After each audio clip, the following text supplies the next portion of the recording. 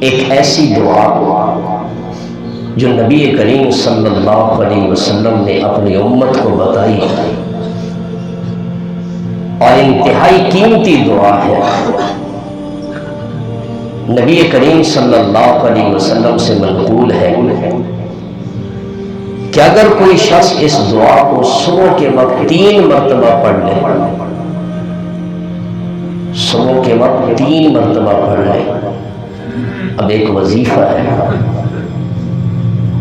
لوگ پوچھتے ہیں اللہ مصائب سے بچائے، تکلیفوں سے بچائے، دکھوں سے بچائے۔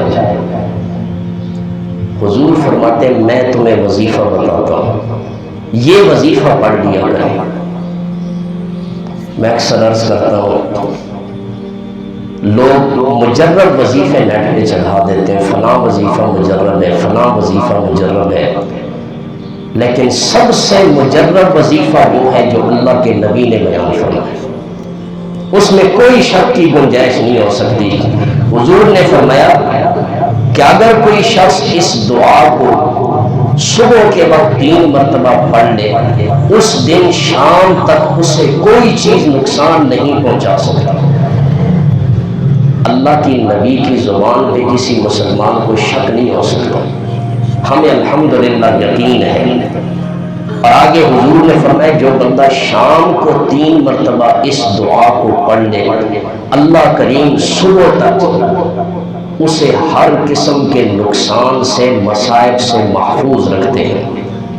وہ کون سی دعا ہے؟ حضور نے فرمایا یوں پڑھو، بسم اللہ الذی لا یضر مع اسمہ شیء فی الارض ولا فی السماء وہو السمیع العلیم۔ یہ دعا پڑھنا تمہارا کام ہے، تمہیں ہر قسم کے مصائب سے، ہر قسم کی تکلیفوں سے، ہر قسم کی مصیبتوں سے محفوظ رکھنا یہ رب ذوالجلال کا کام ہے۔